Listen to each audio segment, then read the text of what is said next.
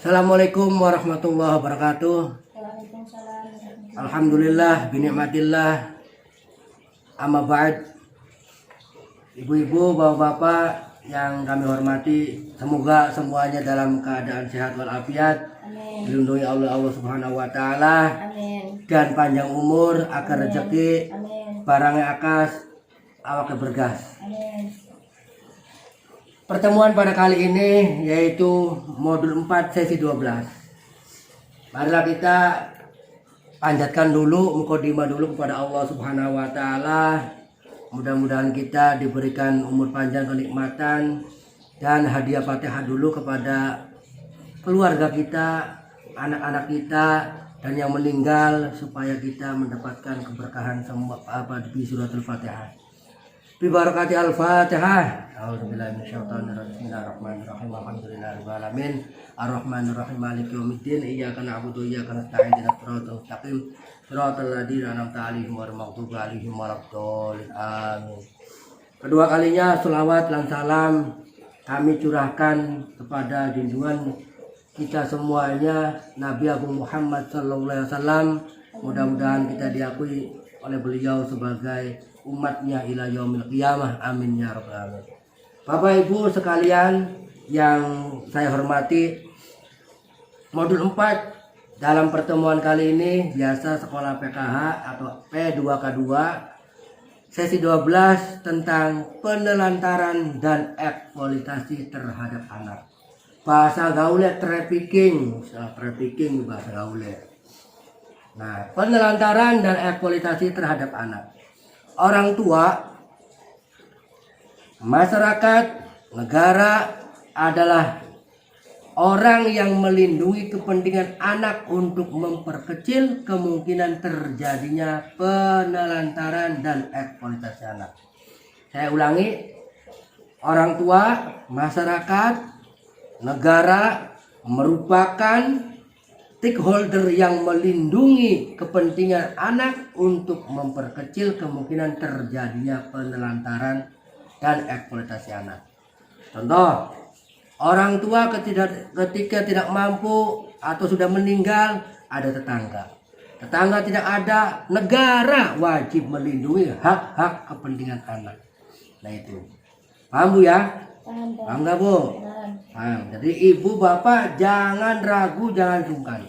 Ketika ada anak yatim, lindungi. Itu hak mereka, harus mendapatkan perlindungan. Negara sudah menjamin dalam undang-undangnya.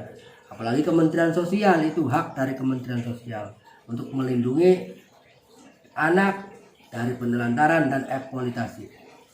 Sekarang penelantaran harus kita pahami adalah tidak dilakukannya kewajiban dan tanggung jawab orang tua dalam memenuhi kebutuhan dasar anak, termasuk kasih sayang dan perhatian terhadap anak. Nah ini artinya, paham nggak Bu? Penelantaran anak ditelantarna, anak orang di pai apa-apa kujareng kono, itu penelantaran. Adalah tidak dilakukannya kewajiban dan tanggung jawab orang tua dalam memenuhi kebutuhan dasar. Kebutuhan dasar itu adalah kasih sayang, makan, dan lain sebagainya. Itu kebutuhan dasar, termasuk perhatian juga terhadap anak. Itu kebutuhan dasar, paham ya? Sehingga ayo Pak, mari pada sesi kali ini sama bareng-bareng belajar, sama-sama belajar. Saya juga masih muda, saya punya anak 2. Sama-sama mari lakukan kewajiban kita sebagai orang tua, yaitu kebutuhan dasar penuhi, yaitu berilah kasih sayang terhadap anak, berilah perhatian terhadap anak, berilah makan, berilah kasih sayang, perhatian, dan lain sebagainya. Nah ini contoh penelantaran anak. Yang pertama, tidak memberikan makan yang sehat. Tidak memberikan makanan yang sehat. Makanan asal makan, kujareng kono, garpan sehat, garpan beli, ayam bangkai apa, itu tidak boleh. Itu sama saja penelantaran anak. Sekalipun orang tua tetap memberi makan, ya Bu? Kamu ya? Sama.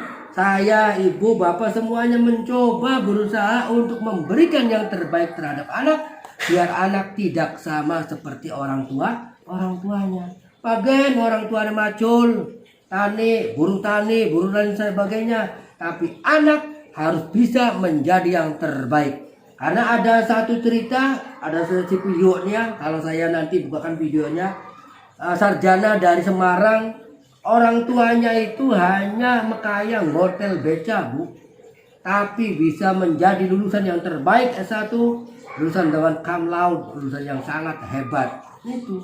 Sehingga kami orang tua jangan minder. Kami tidak bisa berusaha, kami hanya petani, jangan minder. Kalau anak terdidik dengan baik, maka semangatan anak itu juga akan ada, maka anak pun akan meraih kesuksesan yang terbaik. Itu contoh yang pertama, yaitu tidak memberikan makanan yang sehat. Kedua, ditinggal sendiri. Orang tuanya mbu mending, anaknya ditinggal kelapruk baik. Langkah bawarai, langkah apa yang mulai, itu salah satu penelantaran. Enggak dititipin ke tetangga, ataupun dititipin ke mertua, ataupun siapapun, pujara yang kono, itu tidak boleh. Sama penelantaran, pembuangan itu, Bu. Enggak boleh dilakukan oleh orang tua, karena anak merupakan titipan dari Tuhan, merupakan hidayah dari Tuhan. Anak itu merupakan penyempurnaan kehidupan kita masa ke depan. Penyempurnaan, terusan pembaharuan dalam sejarah kehidupan keluarga kita itu ada di anak. Keluarga kita tidak mampu, keluarga kita tidak bisa, misal ini sih, anak pandai, anak pintar itu menjadi contoh harapan untuk masa depan. Sejarah yang akan merubah bahwa si Sarmi, Ibu Sarmi nih, contoh nih, Ibu Sarmi orang nggak punya, maaf, orang bodoh, maaf, dan semuanya. Tapi ketika punya anak, anaknya dididik dengan baik, diberi makan dengan baik, yang halal dan lain sebagainya, ke depan anaknya bisa sekolah sampai sarjana, maka anak bisa mengangkat harkat martabat orang tua. Yang ketiga, yaitu penelantaran atau pembawaan anak tidak dipedulikan. Nah, jangan sampai anak tekaya stroke beli ya uwis, balik ya stroke beli ya uwis. Wah, itu sama sekali tidak peduli, Bu. Sama sekali tidak peduli. Garapan tekaya anak kita beli tekaya los pujara. Artinya garapan mati ya stroke beli ya uwis pada bae bukan, Bu. Sehingga harus kita hindari, harus peduli, kasih sayang, perhatian nang mangan durung, nok mangan durung, balik sekolah nang, apa PR, nah itu tandanya sayang terhadap anak, biar anak menjadi anak yang solehah, anak yang menjadi waladun solehatun warobun dan solehah. Lanjut, yang keempat, tidak memberikan perhatian. Ini sindrom menyebabkan anak itu yang biasa bahasa gaulnya, yang tidak diberikan perhatian terhadap orang tua akhirnya menjadi broken home. Ini salah satunya, ini broken home. Anak tidak diberikan perhatian terhadap orang tua. Sindromnya, akibatnya broken home, takut dengan teman, nggak pede dan lain sebagainya. Jadi ayo berikan perhatian terhadap anak sehingga anak menjadi anak yang pede, anak yang cerdas, anak yang kita harapkan bersama kedua orang tua. Paham, Bu, ya? Kita sama-sama belajar, Bu. Dan lain-lain, banyak contoh lah yang harus kita paparkan semuanya. Kalau 2 jam sesi ini saya akan jelaskan semua. Cuma karena batasannya hanya 16 menit sampai 20 menit, ya itulah, mipil-mipil sedikit demi sedikit. Akibat nih sekarang, akibat penelantaran anak. Kalau tadi contoh penelantaran, sekarang akibat yang menyebabkan ibu menelantarkan anak. Tadi tidak memberikan makan atau apa. Salah satunya akibatnya putus sekolah. Nih, karena tidak diperhatikan, ditelantarkan, sehingga akibatnya anak putus sekolah, nggak mau berangkat sekolah, pujare. Yang wong tuanya kita garapan mangkat, garapan beli, pujare kono, ya wis. Nah itu. Sehingga beri perhatian, beri semangat agar anak timbul kesemangatan, timbul godop yang besar agar mencapai kesuksesan yang sangat luar biasa. Bu, paham nggak, Bu? Nah, lamun kayak sebelum dilanjut kita tepuk semangat dulu, biar semangat, biar tidak ngantuk. Tepuk semangat. Semangat. semangat. Nah, biar semangat. Lanjut. Akibat dari penelantaran yang kedua, yaitu kurang gizi. Karena tidak perhatian makannya, karena tidak diberikan makanan yang sehat tadi di atas, sehingga anak kekurangan gizi. Anak menjadi busung lapar, anak tidak perkembangannya tidak sesuai dengan umurnya. Karena tadi tidak diberikan perhatian, tidak diberikan makan yang sehat dan lain sebagainya. Hak-haknya tidak dipenuhi Hak-haknya tidak dipenuhi. Yang ketiga, celaka, luka. Ya, ketika anak jatuh mau ngapain, ya, anak mau mainnya berandal dan lain sebagainya. Diladeni orang tua, nah itu. Sehingga anaknya akhirnya permainannya nggak karu-karuan. Nah, itu jangan sampai kita lakukan. Yang keempat, tidak merasa aman. Anak main dimanapun merasa tidak aman karena nggak ada orang tuanya, nggak ada perhatian ke orang tuanya. Nggak ditilikin, nggak dilihat, nggak dicari. Pokoknya itu jangan sampai kita lakukan. Anak itu titipan Tuhan, maka lakukan yang terbaik. Buktikan kepada Tuhan bahwa saya dikasih titipan, maka saya lakukan yang terbaik. Sama seperti contoh nih Bu, orang tua sepeda dikasih titipan, padahal biayanya hanya 2.000. Dia jaga enggak sepedanya Bu? Jaga, Pak. Dia jaga.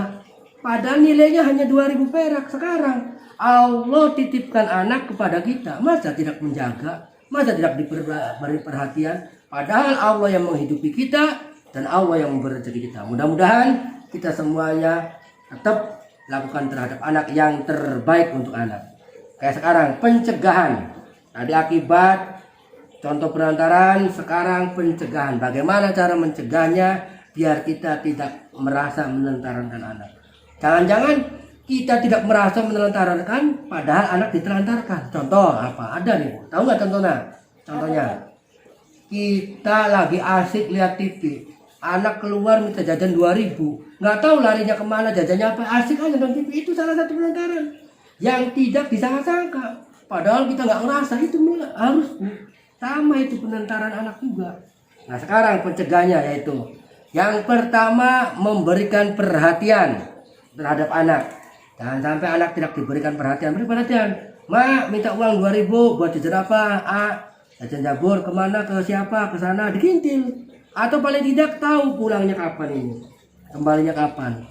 Kalau kasih uangnya lebih, atau kembaliannya enggak. Nah itu salah satu bentuk perhatian kita terhadap anak.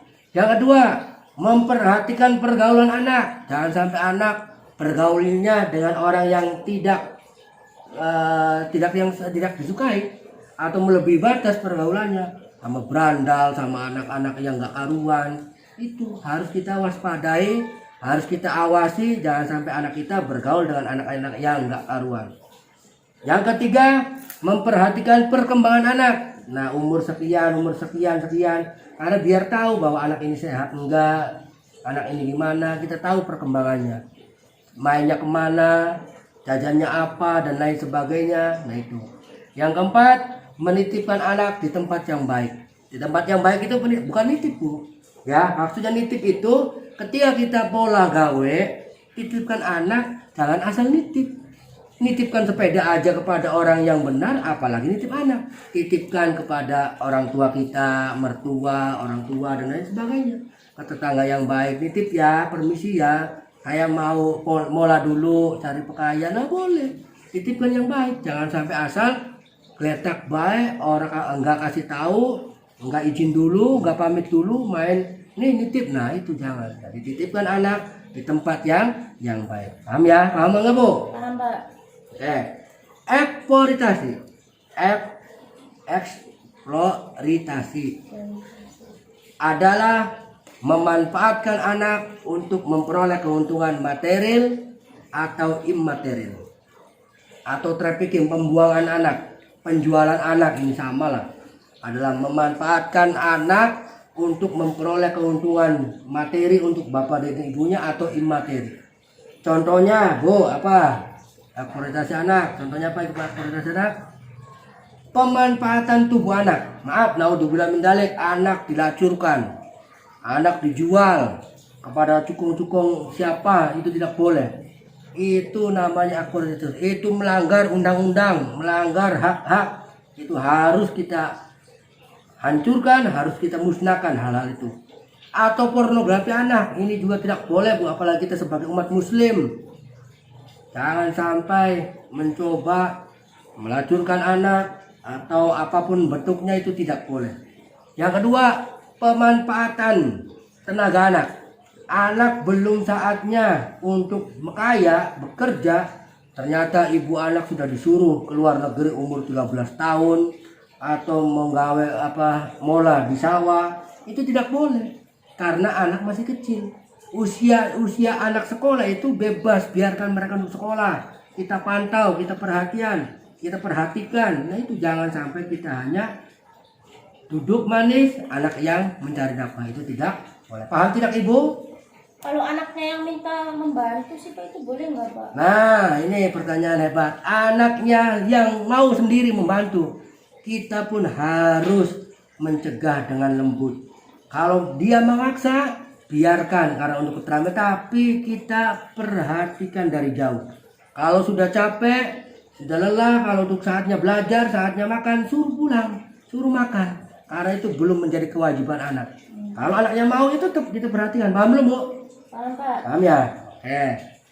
Yang ketiga, pemanfaatan kepolosan dengan keluarga anak. Pemanfaatan kepolosan itu perkawinan pada usia sebelum 18 tahun. Karena anak polos umurnya sudah 17 atau 16 padahal belum 18, pura-pura dibikin 18. Dinikahkan dengan salah seorang pemuda yang kaya mungkin atau bagaimana, itu tidak boleh. Karena menikah harus di atas 18 tahun sesuai dengan undang-undang negara, undang-undang perkawinan. Tidak boleh di bawah 18 tahun. Atau yang kedua, dijual, trafficking dijual. Bayar hutang, untuk bayar hutang anak dijual, anak masih bayi atau anak masih apa, dijual, itu tidak boleh. Melanggar undang-undang trafficking Republik Indonesia. Harus dihalang, harus dibuang. Itu bisa dipenjara kan ya Pak? Ya, dipenjara maksimal 18 tahun itu penjaranya, sangat luar biasa. Jangan berani-berani membuang anak atau menjual anak. Nah, akibat dari eksploitasi tadi, anak menyebabkan putus sekolah, perkembangan fisik tidak baik atau terganggu, menjadi penakut. Tadi yang awal kita sampaikan, atau menjadi pemabuk dan lain-lain banyak, atau pemurung. Jadi banyak yang menyebabkan eksploitasi tadi, putus sekolah, perkembangan fisik terganggu, menjadi penakut, pemurung dan lain-lain. Pencegahan eksploitasi yaitu mengupayakan anak tetap sekolah tapi dipantau. Mencegah eksploitasi ini dipantau. Kalau tadi mencegah penelantaraan, kalau sekarang eksploitasi. Nanti poinnya dua. Poin yang pertama yaitu eksploitasi, poin yang kedua penelantaran. Atau poin yang pertama tadi penelantaran. Penelantaran yaitu contohnya tidak memberikan makan dan lain sebagainya. Ada di buku Pintar Ibu yang dipegang. Akibat penelantaran, putus sekolah. Terus pencegah penelantaran, memberikan perhatian. Nah, sekarang poin yang kedua, eksploitasi. Eksploitasi yaitu pemanfaatan tubuh anak, pemanfaatan tenaga, pemanfaatan kepolosan. Nah, akibat dari eksploitasi tadi, putus sekolah, perkembangan fisik terganggu, menjadi penakut, pemurung dan lain-lain. Nah, sekarang pencegahan eksploitasi yaitu mengupayakan anak tetap sekolah tapi dipantau. Yang kedua, tidak membiarkan anak bersama orang dewasa tanpa pengawasan orang tua. Yang ketiga, tidak mudah percaya pada janji-janji orang lain. Paham Bu? Jadi sangat lengkap ya Pak. Nah, sangat materinya lengkap. dari contoh akibat sampai pencegahan. Yaitu dari buku pintar yang ibu bapak pegang itu, silakan dibaca, diperhatikan kembali. Itu rangkuman dari Kemenkes saya langsung. males bacanya Pak. Nah, kalau malas baca, hadir dalam sekolah P2K2, kita sampaikan hasilnya, kita sama-sama belajar, saya belajar, ibu belajar. Ada pertanyaan? Cukup lah Pak ya. Oke, kalau cukup, terima kasih. Mohon subscribe-nya. Wassalamualaikum warahmatullahi wabarakatuh.